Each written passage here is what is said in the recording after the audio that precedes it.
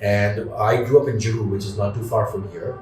And yeah, I mean, late 90s, early 2000s kid, grew up playing guitar and played with a lot of local bands. And, you know, I come from a family of musicians. My mom was a great singer. My grandfather was a great sitar player. My great grandfather was just a genius luminary who was a poet. He was a sitar player. He played the Esraj. He was conferred even a title by the great Rabindranath Tagore, and who penned some words of poetry for him. And he was also one of the teachers of the great Tumri artist Satyeshwari Devi of Banaras. So with that background, I grew up, you know, playing guitar, mainly Western music. You know, a lot of rock, a little bit of jazz, but a lot of metal and rock.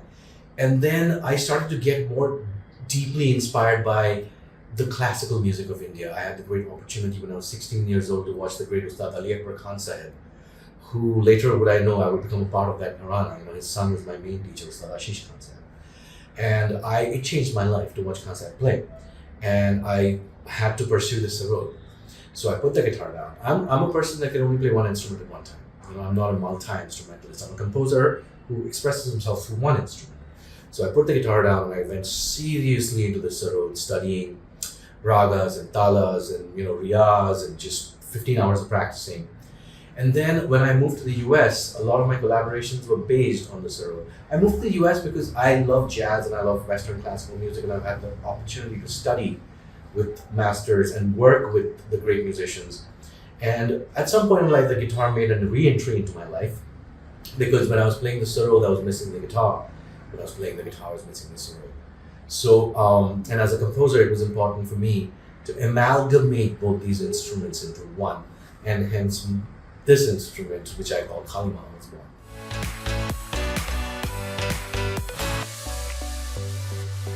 Well, like I was saying earlier, I consciously believe that the word fusion is a little misunderstood. I do not think fusion is a style of music. I really think fusion is a concept. I think, like I was saying, we are all fusion. We're exactly halves of our mothers and our fathers. That makes us fusion. Our mothers come from a completely different family. Our fathers come from a different family, from a part of the world or family. And we fuse to become our identities. Our food is fusion. Tomatoes didn't belong to India. They came as a part of the Columbian exchange.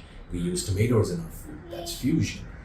Similarly, music, if you look at the word sitar is a Persian word, but we play classical Indian music on it. The word sarud, my previous instrument, sakhrud, in Persian means good sound, but it is played in Indian music. This amalgamation of cultures has always existed in music. Film music is fusion music. You'll have a wonderful melody, which is of an Indian ilk, but you'll have this lovely orchestration, which is Western. Even if it is the deepest classical music, there is some fusion in it. You cannot escape that, because of humanity, we are a fusion of chemicals. So I look at it even from a scientific point of view. I have a problem with the word purity. Every time I hear the word purity, I start to get a little suspicious, because it sort of reminds me of things like pure blood and pure race and pure people. So I don't subscribe to those ideas.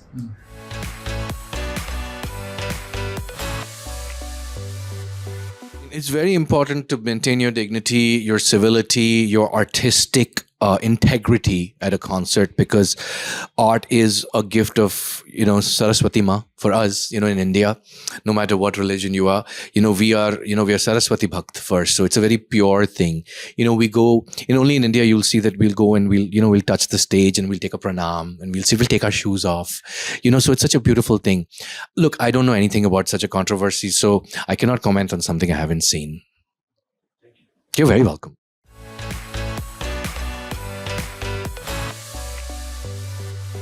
Now, that is an amazing question, because at least in the West, we talk about this a lot. So I'm glad in India, we're discussing this as well.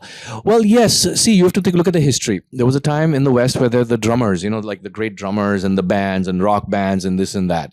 And then that was replaced by drum machines, these keyboard synthesizers, and the drummers lost their work. There was a time in the Indian film industry where you had amazing string players and orchestras and stuff, but then keyboard sequencing started, and those poor guys were driving rickshaws.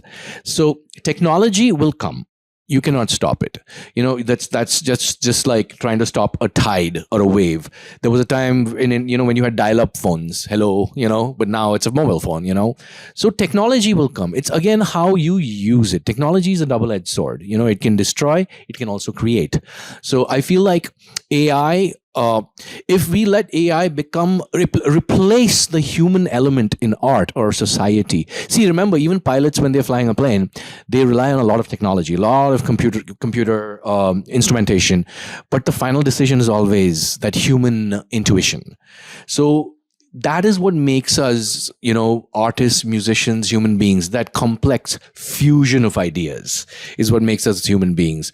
So if AI the algorithm totally gets rid of that human element, then it's not the music I'm personally interested in, because for me, music is a human interest thing, Yeah.